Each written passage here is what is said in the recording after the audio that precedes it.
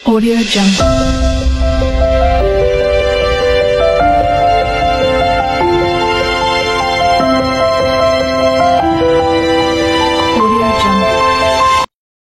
সুপ্রিয় শিক্ষার্থীরা, তোমাদের সকলকে আজকের এই ভিডিওতে সুস্বাগতম জানাচ্ছি। আজকের এই ভিডিওটি মূলত অষ্টম শ্রেণীর শিক্ষার্থীদের জন্য। এই ভিডিওতে তোমাদের বাংলা বিষয়ের ষান্মাসিক সামষ্টিক মূল্যায়ন পরীক্ষার জন্য সবচেয়ে গুরুত্বপূর্ণ প্রশ্নগুলো নিয়ে আলোচনা করব, যে প্রশ্নগুলো তোমাদের এই মূল্যায়ন পরীক্ষায় আসতে পারে। তাই আজকের এই ভিডিওটি তোমাদের জন্য খুবই গুরুত্বপূর্ণ। তোমরা অবশ্যই ভিডিওটি না টেনে শেষ পর্যন্ত দেখবে এবং চ্যানেলটিকে সাবস্ক্রাইব করে সাথেই থাকবে। প্রশ্ন: ৭ই মার্চের ভাষণে বঙ্গবন্ধু শেখ মুজিবুর রহমানের দৃষ্টিভঙ্গি কেমন ছিল বলে তোমার মনে হয়?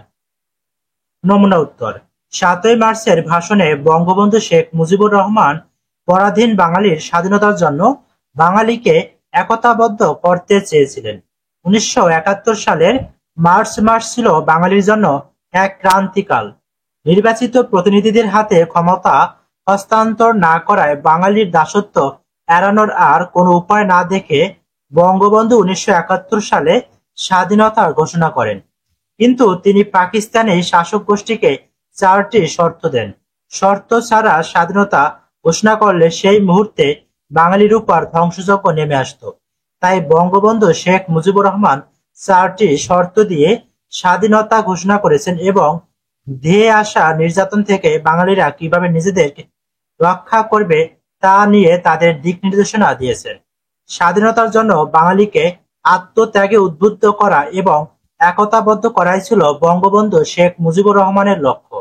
প্রশ্ন: রবীন্দ্রনাথ রচনার ভিত্তিতে নিচে কয়েকটি প্রশ্ন দেওয়া আছে। তোমার একজন সহপাঠীর সঙ্গে এগুলো নিয়ে আলোচনা করো এবং সংক্ষেপে উত্তর তৈরি করো। ক নাম্বার প্রশ্ন: রবীন্দ্রনাথ ঠাকুরের ছেলেবেলা কেমন ছিল? নমুনা উত্তর: ক নাম্বার, রবীন্দ্রনাথ ঠাকুর সম্ভ্রান্ত পরিবারে জন্মগ্রহণ করলেও তার জীবন ছিল অনাড়ম্বর। ছোটবেলা থেকেই তিনি বাবা মার আদর পাননি। বড় ভাই বোনদের আদর থেকেও বঞ্চিত ছিলেন তিনি। বাড়ির দাস দাসীদের তত্ত্বাবধানে তিনি বড় হয়েছেন। প্রথাগত জমিদারি বিলাসবহুল জীবনযাপন করার সুযোগ তিনি পাননি। তাকে একেবারে সাধারণ পোশাক পরিচ্ছদ পরতে দেওয়া হতো। তার জন্য যে খাবার প্রতিদিন বরাদ্দ থাকতো তার চেয়ে বেশি খাবার কখনোই দেওয়া হতো না তাকে।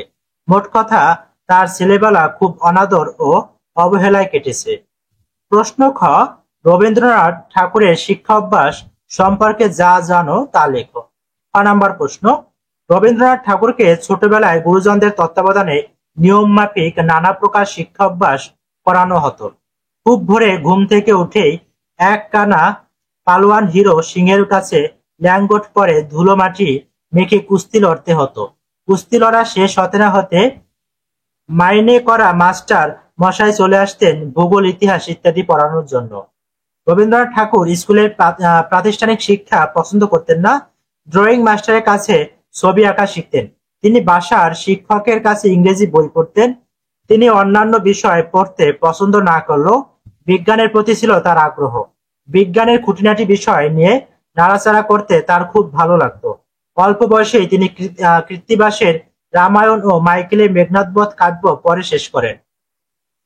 সুপ্রিয় শিক্ষার্থীরা, এই ভিডিওটি এই পর্যন্তই। তোমাদের যদি এই ভিডিওটি ভালো লাগে তো অবশ্যই চ্যানেলটিকে সাবস্ক্রাইব করে সাথেই থাকবে। আর ভিডিওটি শেষ পর্যন্ত দেখার জন্য তোমাদেরকে অসংখ্য ধন্যবাদ।